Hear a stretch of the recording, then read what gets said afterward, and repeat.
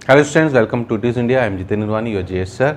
आज के सेशन में क्या करने वाले बेटा, तो बेसिक्स में मैंने आपको फिजिकल केमिस्ट्री में लगभग 8-9 टर्न में सब आइडिया दे दिया है बेटा, ठीक है। अब हमारा नीट सुपर सेवर कोर्स का प्रॉपर टॉपिक मोल कॉन्सेप्ट चालू होगा। अब इसमें बेसिक की ज़रूरत पड़ेगी बेटा ना, जो आपको मैंने atom, molecules, electron, proton, neutron के बारे में आइडिया दिया है, उन सब चीज़ों की ज़रूरत अब आपको यहाँ पर पढ़ने वाली है। इन चीज़ों को आपको समझना है, ठीक है।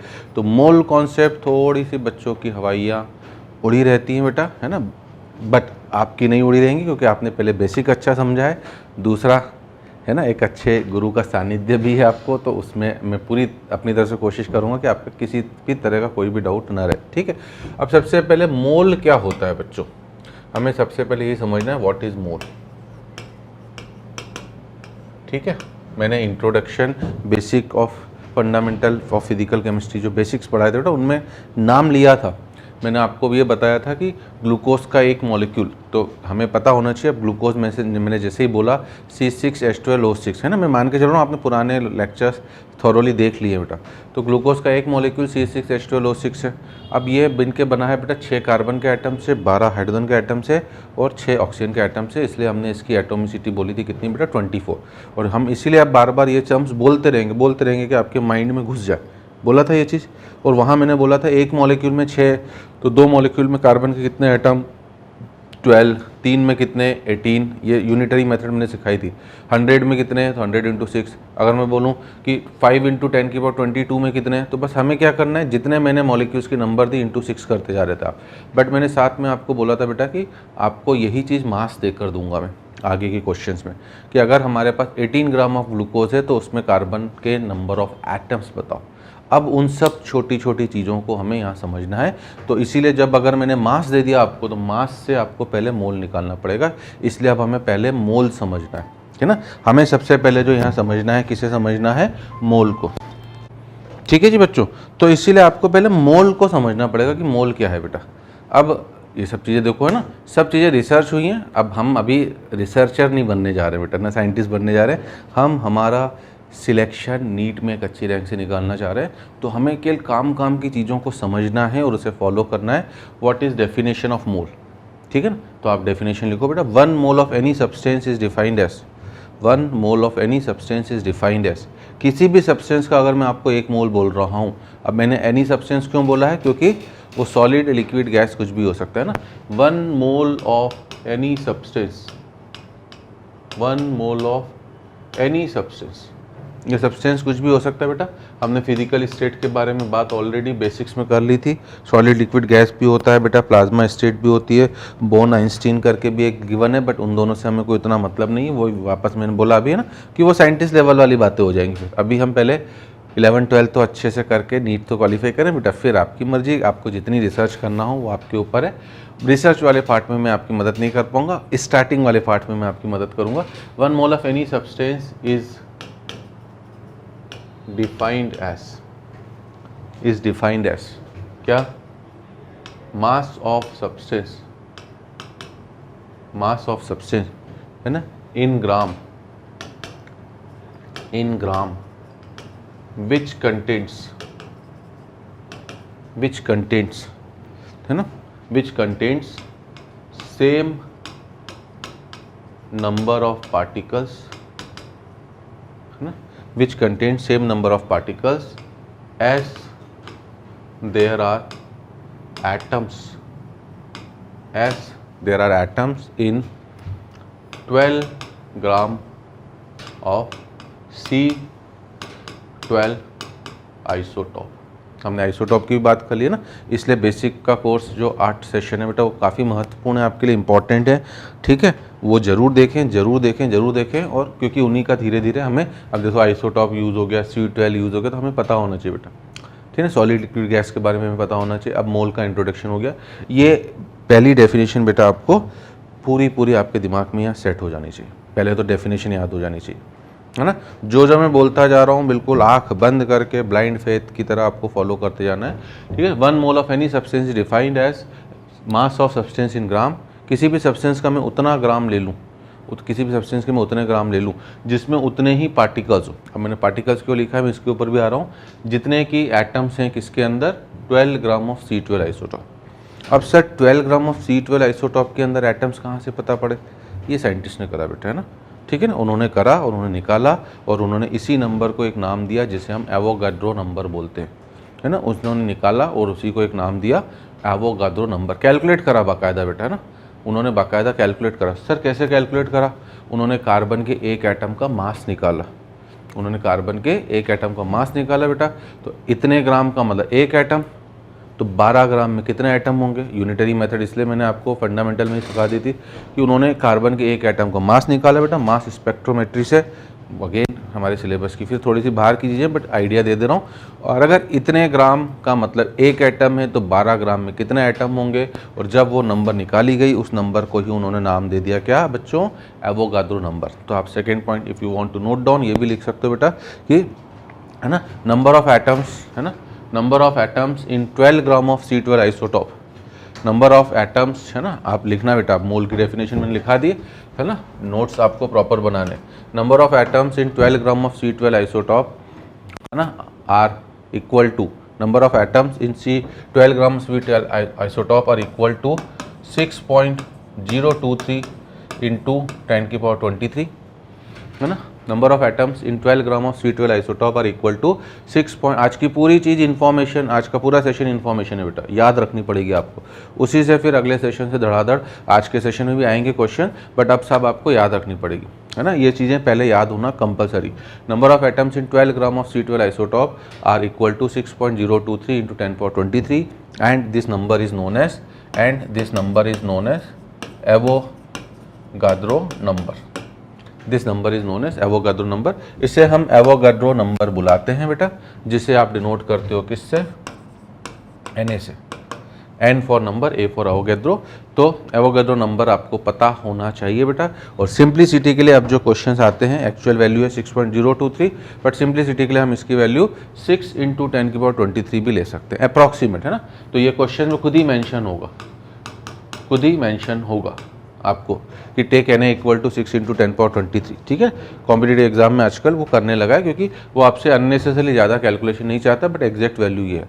तो Avogadro number is represented by Na और ये आपकी नंबर है, ये हमें मोल की डेफिनेशन, दूसरी ये नंबर हमें अभी से याद हो जाए, ठीक है जी। तो अगर मैं किसी भी सब्सटेंस का 1 मोल ले रहा हूँ, 1 मोल ऑफ सब्सटेंस ले रहा हूँ, किसी भी सब्सटेंस का 1 मोल ले रहा हूँ बेटा सब्सटेंस का, तो 1 मोल ऑफ सब्सटेंस का मतलब होता है उसमें Na पार्टिकल्स होंगे, दैट इज एवोगाड्रो नंबर। अब मैं वैल्यू नहीं लिख रहा हूँ बेटा, हम क्लास में जो क्वेश्चंस करेंगे उनमें Na से ही चलेंगे। हाँ, शीट में जो क्वेश्चंस होंगे बेटा उनमें आपको Na भी हो सकता है या वैल्यू भी पूछ सकता है। जब वैल्यू पूछेगा तो Na की जगह 6 इंटू 10⁻23 लिख देंगे, है ना, तो घबराइएगा मत। तो 1 मोल ऑफ सब्सटेंस में Na पार्टिकल।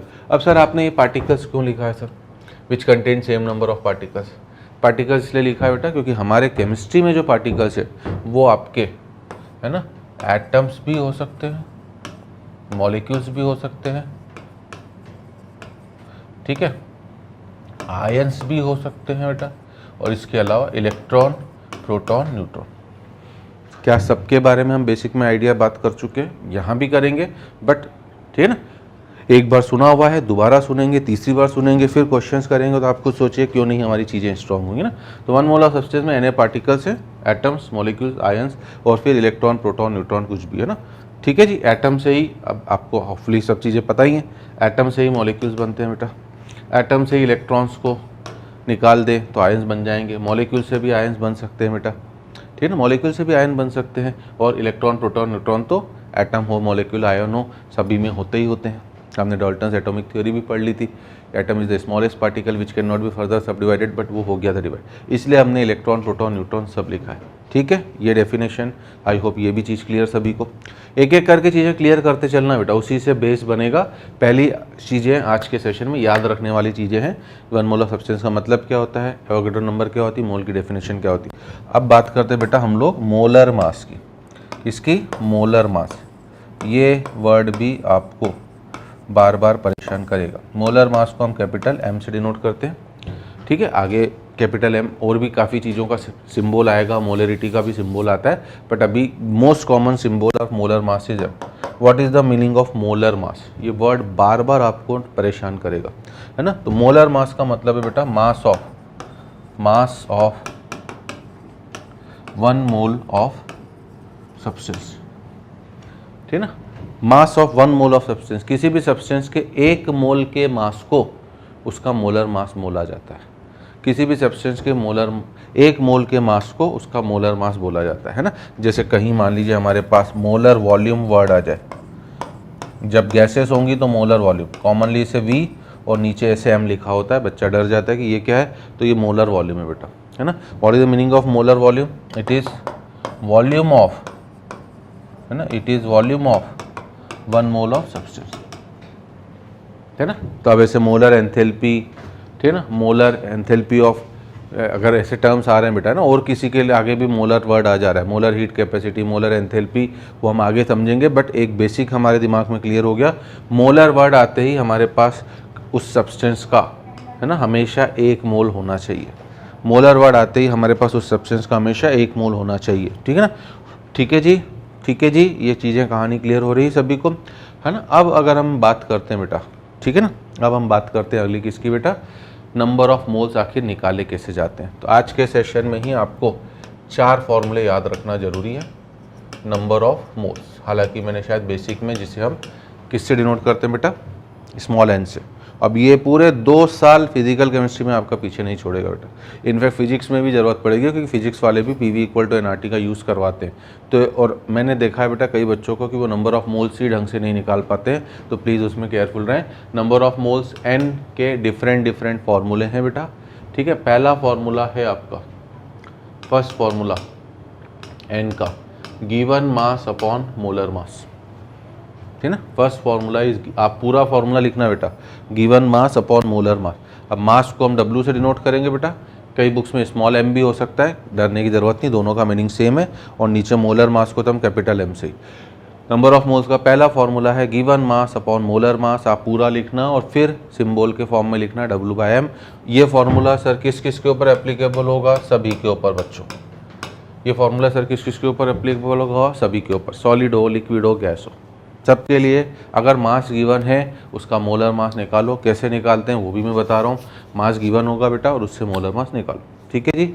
सेकेंड फार्मूला है बेटा, सेकेंड फार्मूला है, ठीक है ना, नंबर ऑफ मोल्स का, PV/RT।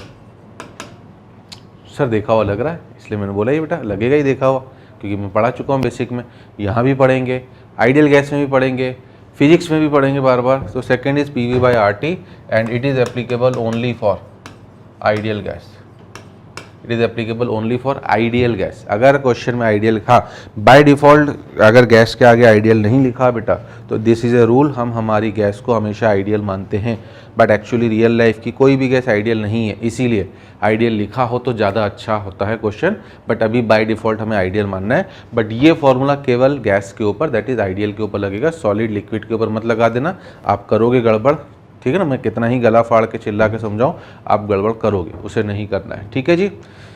ठीक, अब यहीं से एक और अच्छी इन्फॉर्मेशन चालू हो जाएगी बेटा, है ना। क्या इन्फॉर्मेशन, क्या मैं प्रेशर और टेम्परेचर, आर तो हमें पता है ना, इसमें सब टर्म्स का मीनिंग क्या है बेटा, P रिप्रेजेंट कर रहा है किसे, प्रेशर, V किसे रिप्रेजेंट कर रहा है बेटा, वॉल्यूम, R किसे रिप्रेजेंट कर रहा है, गैस कांस्टेंट, जो मैं बता चुका हूँ ऑलरेडी, हम कुछ क्वेश्चन भी कर चुके हैं। T किसे रिप्रेजेंट कर रहा है बेटा, टेम्परेचर, ठीक है। इस फॉर्मूले में मैंने बताया था R हमेशा कौन सी वैल्यू वाला यूज़ करेंगे, 0.0821, सिंप्लिसिटी के लिए 0.08 भी ले सकते हो, 1/12 भी ले सकते हो, ये भी बताया था। बट उसके लिए क्या कंडीशंस थी, देखो रिवीजन हो रहा है कि नहीं हो रहा बेटा, बार बार होगा ये। क्या कंडीशन थी, प्रेशर का ATM में होना, टेम्परेचर का केल्विन में होना और वॉल्यूम का लीटर में होना कंपलसरी था। यूनिट्स भी हम बता चुके हैं बेटा, कन्वर्ट करना भी बता चुके हैं, और क्वेश्चंस आएंगे उनमें भी करेंगे बार बार, ठीक है। तो मैं आपसे अब अगली चीज़ पूछना चाह रहा हूँ, है ना, आँख कान नाक दिमाग खोल के बैठना है भैया, सोना नहीं है ना। अगर मैंने प्रेशर और टेम्परेचर फिक्स कर दिया तो इस, और मोल्स फिक्स कर दिए 1 मोल, तो इसका मतलब वॉल्यूम फिक्स हो जाएगा कि नहीं। इसीलिए एक स्टेटमेंट आपको याद रखना है बेटा, जिसकी आगे आपको बार बार ज़रूरत पड़ने वाली है, वो है मोलर वॉल्यूम। मोलर वॉल्यूम मैंने अभी इसलिए बता दिया बेटा, कितने मोल का वॉल्यूम, 1 मोल का। Molar volume of any ideal gas at STP is 22.7 litre. है ना। माइट भी आप में से कुछ बच्चों को 22.4 लीटर पता हो बेटा, वो गलत है ना। STP का मतलब IUPAC ने अब स्केल चेंज कर दी है। STP पर उसने प्रेशर 1 बार लिया है, टेम्परेचर 273 केल्विन। STP पर प्रेशर है 1 बार, टेम्परेचर है 273 केल्विन। ठीक है जी, ठीक है। बट अगर वो हमसे, ये इसलिए मैंने बोला है आज के सेशन की सब चीज़ें आपको ध्यान रखना जरूरी है। ध्यान मतलब एक तरह से बोल दो बेटा, रटना ही है, रटी हुई होनी चाहिए दिमाग में। गलत वर्ड यूज़ कर रहा हूँ क्योंकि हम फिजिकल केमिस्ट्री में रटना वर्ड ये नहीं यूज़ करते बेटा, कॉन्सेप्चुअल क्लैरिटी बोलते हैं। बट ये सब चीज़ें बेटा जहन में बसी होनी चाहिए। मैंने तो 3-3 साल 2-2 साल पुराने बच्चों को भी देखा है, मतलब 11th-12th पास कर लिया, 13 में रिपीट कर रहे हैं, वो भी मोल्स नहीं निकाल पाते बेटा। तो फिर मजबूरी में मुझे आज से ही आपको समझाना पड़ रहा है कि ये चीज़ें आपको कंठस्थ होनी चाहिए, माइंड में रटी हुई होनी चाहिए ना। Molar volume of any ideal gas at अगर वो 1 ATM और 273 केल्विन दे रहा है तो 22.4 लीटर होगा। तो ये जरूर ध्यान रखना। अगर STP है, हाँ अभी भी बुक्स में बेटा ओल्ड कन्वेंशन चल रहा है, और ओल्ड कन्वेंशन में आपका ठीक है ना, हो सकता है कि STP लिखा हुआ हो और ऑप्शन में नीचे 22.4 हो, ये हो सकता है। बट हमें सही जानकारी हो, क्योंकि बुक्स क्या है बेटा, पुरानी है तो उनमें गड़बड़ घोटाला हो सकता है। बुक्स पुरानी है और उनमें गड़बड़ घोटाला हो सकता है।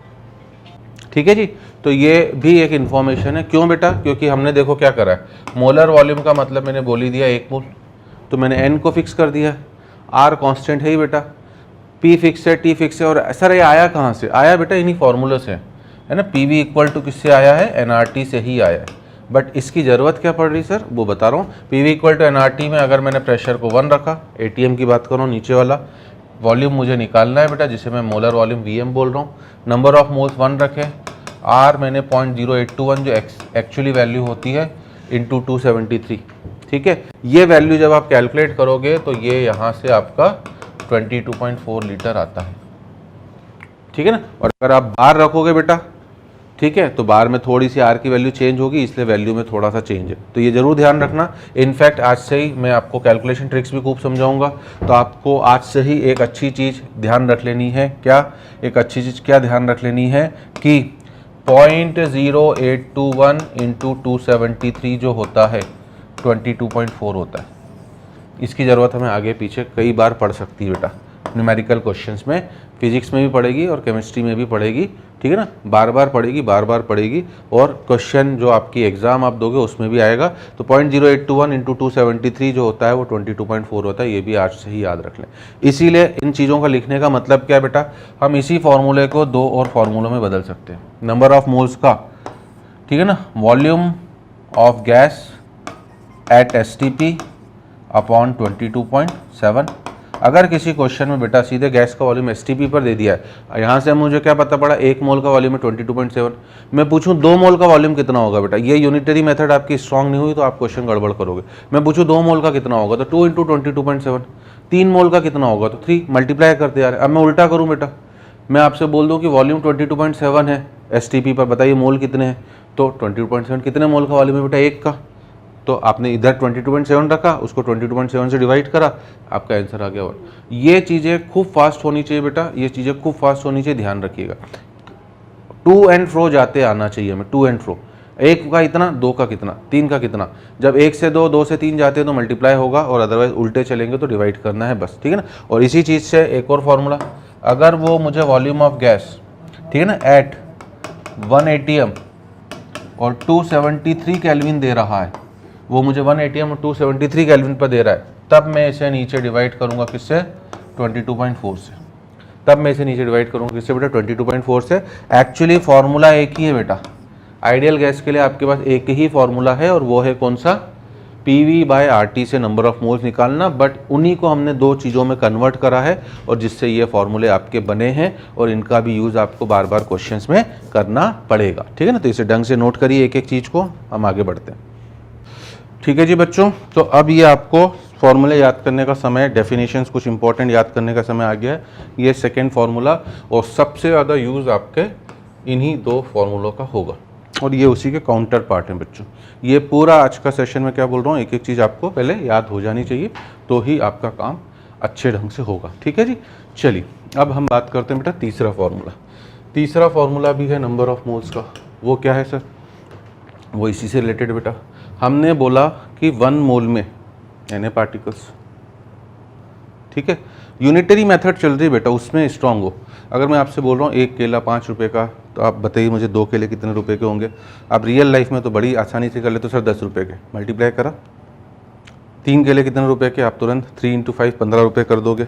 ये मैंने कल ही अपनी बिटिया 5th में है, उसको मल्टीप्लिकेशन में समझा रहा था कि एक बस एक ट्रिप में 52 पैसेंजर्स ले जा रही है, तो 4 ट्रिप में वो कितने पर्सन्स को ले जाएगी? इतना तो 5th में है बेटा अभी वो, उसको भी मल्टीप्लाई करना। मैंने बोला, उसने बोला पापा ऐड करूँगी मैं। पहले मैंने 2 से बताया है ना क्वेश्चन, क्योंकि इसी तरह से सिंपल वे में समझाए जाते ना। तो मैंने बोला एक ट्रिप में 52, तो मैंने कहा 2 ट्रिप में कितना? तो बोले पापा 52 को 2 बार ऐड कर दूँगा। तो मैंने कहा ठीक है बेटा, 2 बार ऐड कर दिया आपने, अच्छी बात है।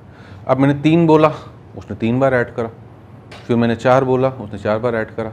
फिर मैंने उसे समझाया कि 4 बार ऐड करने के बजाय बेटा आपने 52 1 बार लिखा, 2 बार लिखा, 3 बार लिखा, 4 बार लिखा, इसकी बजाय आप 52 को 4 से मल्टीप्लाई कर दो, क्योंकि multiplication is nothing but repetitive addition. उस समझ गई? समझ गई मतलब ये नहीं कह रहा हूँ बेटा वो अब हर सम सही कर लेगी, गलत तो अभी भी करेगी, बट उसके दिमाग में एक चीज़ तो आई पहली बार सुन के कि multiplication is nothing but repetitive addition. अब आप तो 11th में बेटा, 6 साल आगे की कहानी, आप 6 साल आगे आ चुके हो, तो आपको पता होना चाहिए कि ये काम अगर 1 मोल में Na पार्टिकल्स, तो मैं आपसे पूछूं 2 मोल में कितने पार्टिकल्स? तो ऑब्वियसली आप बोलोगे सर 2 Na, बोलोगे। 3 मोल्स में कितने पार्टिकल? आप बोलोगे सर 3 Na। अब उल्टा करूँ मैंने आपसे बोल रहा हूँ पार्टिकल्स हैं 4 Na, तो मोल्स कितने? मैंने आपसे बोला है अगर आपको रिवर्स डायरेक्शन में ले जाने में तकलीफ हो, आप हमेशा फॉरवर्ड डायरेक्शन से चलो। ये मैंने आपको बेसिक्स में समझाया था कि अगर मैं आपको पार्टिकल्स दे रहा हूँ 4 Na और मैं मोल्स पूछ रहा हूँ, तो आप मान लो कि मोल्स हैं A, है ना। A क्यों? क्योंकि मेरा फिर इनटू सेम लगेगा, ठीक है। मोल्स A हैं। अब 1 मोल में Na है, तो A मोल्स में कितने? A × Na, और हमें दिया गया है कितना बेटा? 4 Na। तो ये Na और Na क्या हो गया? कैंसिल। हमारे पास कितने मोल आ गए? 4। एक तरीका तो ये है अगर आपको सीधे चलना हो, या दूसरे तरीके की बात करूँ बेटा, तो दूसरा तरीका क्या? दूसरा तरीका क्या बच्चों कि हमने इनडायरेक्टली क्या करा बेटा, जितने पार्टिकल्स दिए गए थे मैंने उसको Na से डिवाइड करा, जितने पार्टिकल्स दिए हुए थे उसको मैंने Na से डिवाइड करा। तो अब आप भले इस तरीके से करो बेटा, बट आपको फॉर्मूला जरूर पता रहे, क्योंकि इसकी भी ज़रूरत आपको क्वेश्चन में पड़ेगी। तो तीसरा फॉर्मूला हमारा यहीं से बन रहा है, वो है हमें जितने भी पार्टिकल्स दिए गए हों, ठीक है, उसको डिवाइड करना है Na से, ठीक है जी। जितने भी पार्टिकल्स दिए गए हों उनको डिवाइड करना है Na से। अब यहाँ पर आपसे गड़बड़ हो सकती है, ये भी मैं बता दूँ। पार्टिकल्स का मतलब क्या बेटा? मान लीजिए CO2 मॉलिक्यूल हो और उसने कार्बन के एटम दे दिए, तो फिर वो गलत हो जाएगा। आपको अगर CO2 है तो फिर CO2 के मॉलिक्यूल पर ही आना पड़ेगा, तो Na से डिवाइड करोगे। इसलिए हमें मॉलिक्यूल्स को एटम में बदलना, एटम को मॉलिक्यूल्स में बदलना, जिसका एक बेसिक आइडिया हम बेसिक्स में देख चुके हैं, बट यहाँ पे भी अब हम खूब भर भर के क्वेश्चंस करेंगे, तो ये ध्यान रखना, ठीक है। ये फॉर्मूला भी आपका देखो, अभी मैंने यही करा था, मैंने आपसे बोला 4 Na पार्टिकल्स है, तो 4 Na को आपने Na से डिवाइड करा, आपने बोला नंबर ऑफ मोल्स कितने हो गए? 4। आपको भले सीधे चलना हो, मैंने वो टेक्निक भी अभी समझा दी आपको बेटा इस तरह से, बट आपको ये फॉर्मूला पता रहे, क्योंकि ये आपको बुक्स में दिख जाएगा, फिर आपको लगेगा सर ने बताया नहीं, मैं एक एक चीज़ बताऊँगा, ठीक है। ये फॉर्मूला भी किस किस के ऊपर लगेगा बच्चों? सभी के ऊपर, सॉलिड लिक्विड गैस सभी के ऊपर लगेगा। ये भी सॉलिड लिक्विड गैस सभी के ऊपर लगने वाला है, ठीक है जी। क्लियर क्लियर क्लियर, ओके जी, बढ़िया बात है। चलिए चौथा फॉर्मूला बेटा है molarity into volume in litre. अब मैंने अभी बोला था ना बेटा, इसलिए मैं इंट्रोड्यूस आज से ही कर दे रहा हूँ। पढ़ेंगे इसी चैप्टर में हम मोल कॉन्सेप्ट में, हमें कंसंट्रेशन टर्म भी पढ़नी है, तब मोलरिटी की बात होगी। क्या मैंने बोला था कि कैपिटल M मोलर मास का भी सिंबल है और कैपिटल M मोलरिटी का भी सिंबल है। कैपिटल M मोलर मास का भी सिंबल है और कैपिटल M मोलरिटी का भी सिंबल है। कैपिटल M मोलर मास का भी है, मोलरिटी का भी है, ठीक है ना। ठीक, और ये फॉर्मूला बेटा एप्लीकेबल होगा ओनली फॉर एक्वस सॉल्यूशन, ठीक है। अभी और हमारे लिए ये फॉर्मूला भी खूब ज़्यादा इंपॉर्टेंट है बेटा, है ना, खूब ज़्यादा इंपॉर्टेंट है। आपको आगे जैसे जैसे केमिस्ट्री में बढ़ोगे आप, उसके बाद इस फॉर्मूले की भी ज़रूरत खूब पड़ेगी, क्योंकि एक्चुअली लेबोरेटरी में जब हम जाते हैं, अभी तो आप नहीं गए होंगे, हो सकता है 9th 10th में देख लियो आपने, ठीक है ना। 10th में तो शायद आप स्कूल ही नहीं गए बेटा लास्ट ईयर, तो आपको भी पता है क्या है। 9th में गए हो, देखी हो, तो लेबोरेटरी में जो हम काम करते हैं बेटा ना, वो हमेशा सॉल्यूशन से करते हैं। रैक में खूब सारे केमिकल्स लिक्विड फॉर्म में आपने देखा होगा पड़े हुए होते हैं, कोई सॉलिड फॉर्म में होगा भी कंपाउंड तो हम पहले उसका सॉल्यूशन बनाते हैं, तो इसलिए फोर्थ की भी हमें खूब इंपॉर्टेंट ज़रूरत है। तो अब इसीलिए मैंने पहली चीज़ ही आपको बोल दी है कि आज की पूरी चीज़ आपको एक तरह से है ना कॉन्सेप्चुअल है, बट रट लेनी है, दिमाग में बस जानी चाहिए। This are the 4 formulas for number of moles, ठीक ना। सबसे ज़्यादा यूज़ आपको given mass upon molar mass, PV/RT, और उसके बाद में इसका भी यूज़ ले सकता हूँ मोलरिटी इनटू वॉल्यूम का। ये है नंबर ऑफ मोल्स को निकालने के तरीके। ठीक है जी, ठीक है जी, इतना अब हमें पहले याद हो जाना चाहिए बेटा, है ना। ठीक है, अब हम बात करते हैं बेटा किसकी किसकी एक चीज़ और अभी से बता दूं पहले, अगली चीज़ इंपॉर्टेंट जिसकी ज़रूरत बार बार पड़ेगी, number of moles of atom.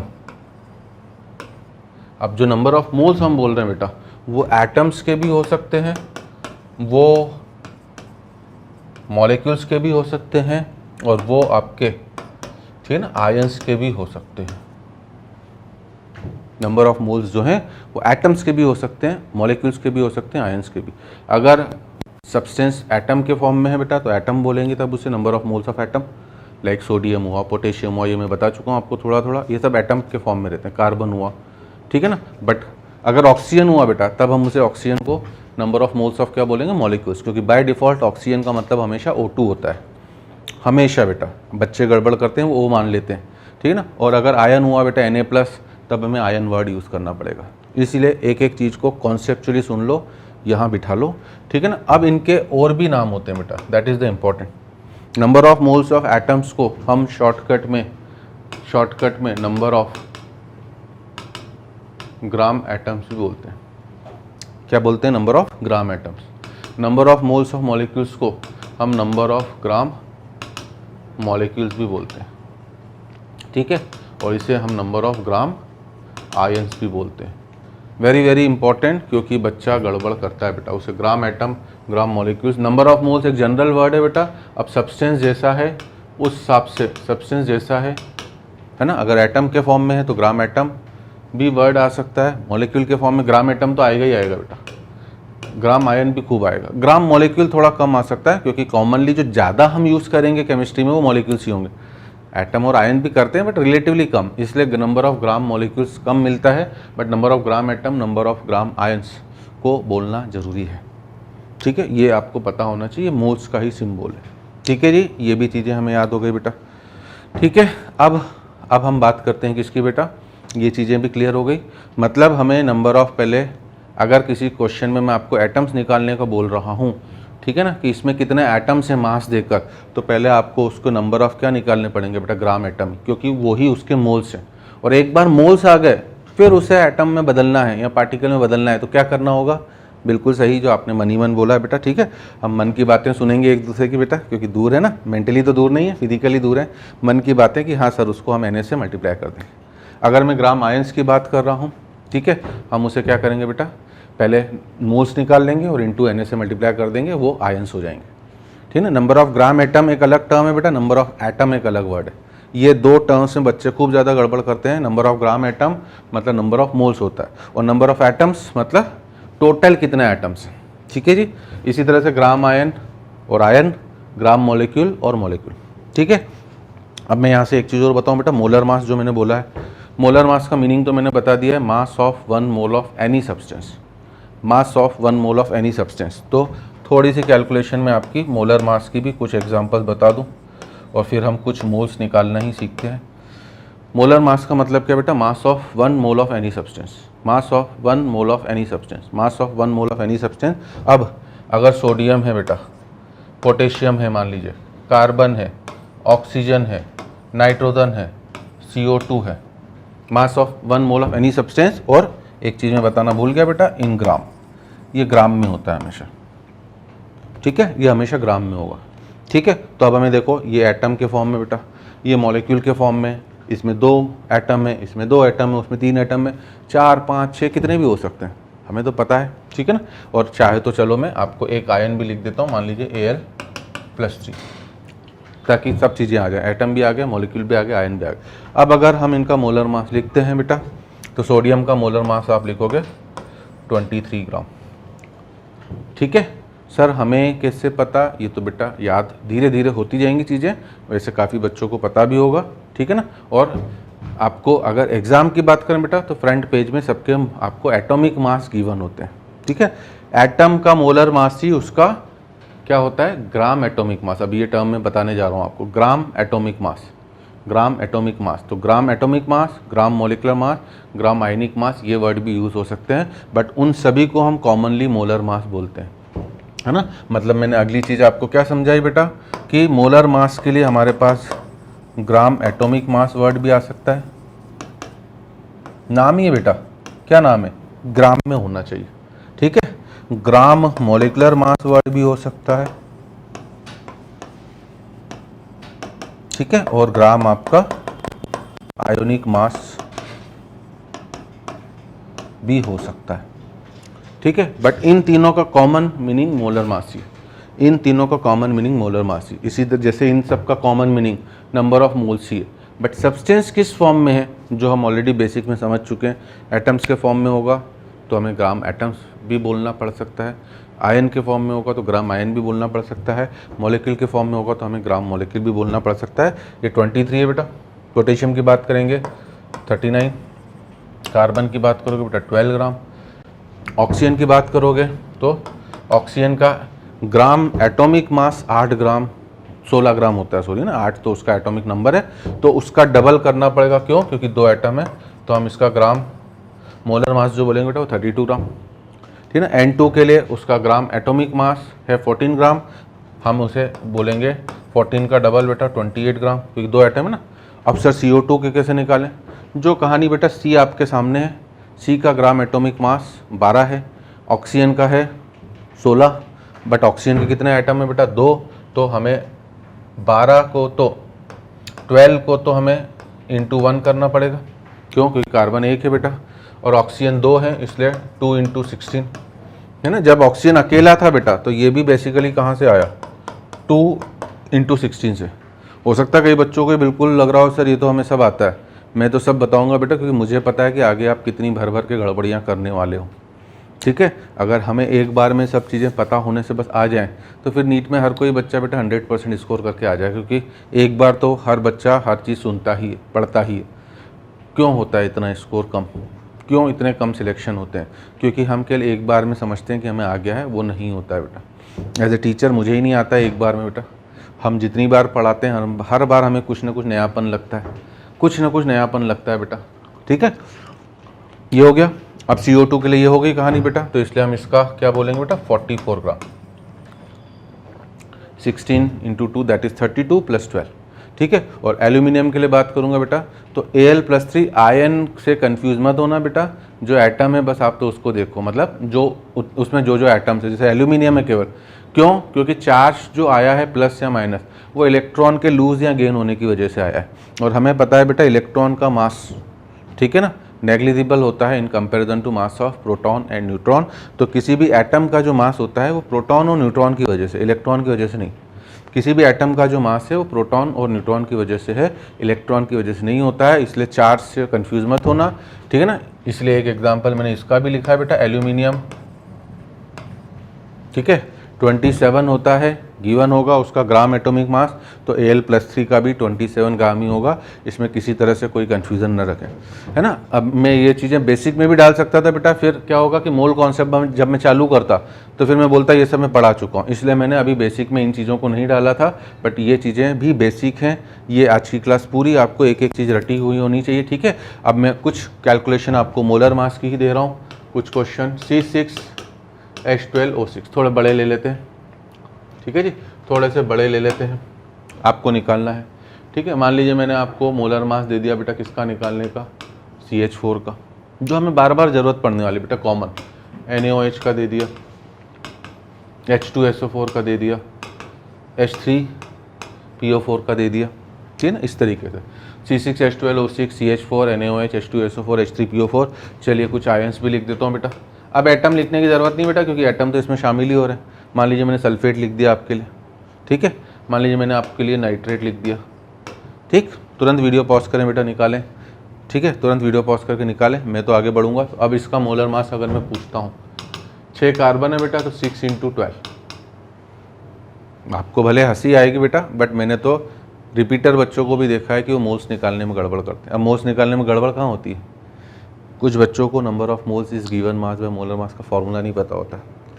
कुछ बच्चों को मोलर मास ही निकालना नहीं आता बेटा। ऑक्सीजन का वो 32 ले लेंगे, कभी कभी 16 ले लेंगे, कई बार 8 ले लेते हैं बेटा। तो मुझे जो पता है बेटा, जितनी आपकी एज नहीं उससे ज़्यादा मेरा एक्सपीरियंस है, ठीक है ना। 20 ईयर्स मेरे टीचिंग एक्सपीरियंस कंप्लीट हो चुके हैं बेटा, 21th रनिंग है। आप अभी उस एज के नहीं होंगे, अगर आप 11th में हो तो यू माइट बी ऑफ 15-16। तो कोई भी चीज़ें मैं बता रहा हूँ वो काम की चीज़ें ही बता रहा हूँ, एक्सपीरियंस ही बता रहा हूँ बेटा, ठीक है। और ये जो बाल सफ़ेद हुए ना, पढ़ा के हुए हैं, क्योंकि जब पढ़ाना चालू करा था तब तो पूरी तरह से काले बाल थे। I have started my teaching in the age of around 23 बेटा। जब मैं 23 साल का था तब से पढ़ाना चालू कर दिया है। अब आप खुद ही गैस कर सकते हो कि कितनी एज का हो गया हूँ मैं, ठीक है। तो 6 × 12 हाइड्रोजन के बेटा 12 एटम है, 12 × 1। एक ही तरीका लगा है ना, पहले एटम लिखा करें ताकि गड़बड़ ना हो। और ये सब जितना हम आगे बढ़ेंगे बेटा तब उसके बाद तो ये ओरली होना चालू हो जाएगा। और फिर आपका ऑक्सीजन 6 है तो 6 × 16, ठीक है। अब इसे ढंग से बस कैलकुलेट करें बेटा। ये 72 है, ठीक है, ये 12 ही हो जाएगा, और ये 96 है, तो इससे हम ऐड करेंगे बेटा 180, जो मुझे उम्मीद है सभी ने सही निकाला होगा। CH4 ज़्यादा कोई झंझट ही नहीं बेटा। कार्बन 1 है तो 1 × 12, हाइड्रोजन 4 है 12 × 1 16, NaOH।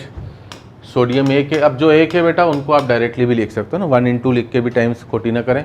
ऑक्सीजन भी 1 है बेटा 16, और हाइड्रोजन भी 1 है 40, ठीक है। ये सब के मोलर मास है ग्राम में होंगे, है ना। मतलब कई बार हम इन्हें ग्राम पर मोल भी बोलते हैं। वाई दिस इज यूनिट, है ना। कई बार आप 180 ग्राम भी बोल के इसे छोड़ सकते हो, बट एक्चुअली इसे हमें बोलना चाहिए 180 ग्राम पर मोल, क्योंकि ये 1 मोल का मास है, ये 1 मोल का मास है। और ये छोटी छोटी चीज़ें ही अगर हमें क्लियर नहीं होंगी तो हम परेशान होंगे, ठीक है जी। और बार बार होंगे बेटा, एक बार नहीं बार बार होंगे, ठीक है। 180 ग्राम पर मोल, ये 16 ग्राम पर मोल, 40 ग्राम पर मोल लिख लेना। अब H2SO4 है ना, हाइड्रोजन 2 है, डायरेक्ट लिख देता हूँ बेटा 2, कोई दिक्कत नहीं, ठीक है। 2 प्लस सल्फर कितना आपका 32 प्लस 4 ऑक्सीजन है। अब इसको भी मैंने देखो डायरेक्टली कर लिया 64, तो हमारा इससे मोलर मास हो गया कितना बेटा 98, ठीक है। H3PO4 की बात करें बेटा, हाइड्रोजन 3 है, ठीक है, फॉस्फोरस 1 है, दैट इज 31, और प्लस आपका 64, ये हो गया अगेन 98। हमें क्या शिक्षा मिल रही है, देखो दोनों का मोलर मास सेम है। ऐसे कई होंगे बेटा, बट इन दोनों का मैं इसलिए बता रहा हूँ क्योंकि इनकी ज़रूरत आपको आगे पीछे पड़ सकती है। 4 ऑक्सीजन थे बेटा, सल्फर फॉस्फोरस के बाद आता है, इसका 31 था, इसका 32 था, उतना हाइड्रोजन हो गया। तो अगर आप छोटी छोटी चीज़ें याद रखें तो उससे काम आसान हो जाएगा, है ना। अब सल्फेट आयन का निकालना हो तो आपकी मर्जी है बेटा, आप दोबारा कैलकुलेट करो, बट अदरवाइज अगर मेरी नज़रों से चलोगे जल्दी करने वाला काम, ठीक है ना, क्योंकि सल्फ्यूरिक एसिड सबसे ज़्यादा यूज़ होगा, तो जल्दी करने का वाला काम बेटा ये 98 था, 2 हाइड्रोजन हट गए तो हम सीधे 96 लिख सकते हैं। तरीका वही है 32 + 4 × 16 करना, बट जल्दी करना हो तो मैं बता रहा हूँ कि सल्फ्यूरिक एसिड का तो याद ही रख लें बेटा, है ना 98। अब नाइट्रेट का निकालना हो बेटा तो अभी हमने निकाल लो इसको बेटा। नाइट्रेट को कैसे, नाइट्रोजन 1 है तो 14 प्लस ऑक्सीजन 3 है बेटा तो 3 × 16, 16 3 जा 8 16 3 जा 48, और 48 + 12 कितना आपका 62, तो हम बोलेंगे इसका मोलर मास कितना हो गया बेटा 62। आई मेरी कहानी समझ में। आज का सेशन मैं ज़्यादा परेशान नहीं करूँगा, ठीक है, छोटा सा ही सेशन लिया है, बट ये चीज़ें अगर आपको, ठीक है ना, अभी अगले सेशन की भी सब टर्म्स आपको याद ही करनी पड़ेंगी, उसी से आपको आगे इनकी कैलकुलेशन वाले जब पार्ट आएंगे वो मजबूत होंगे बेटा, है ना।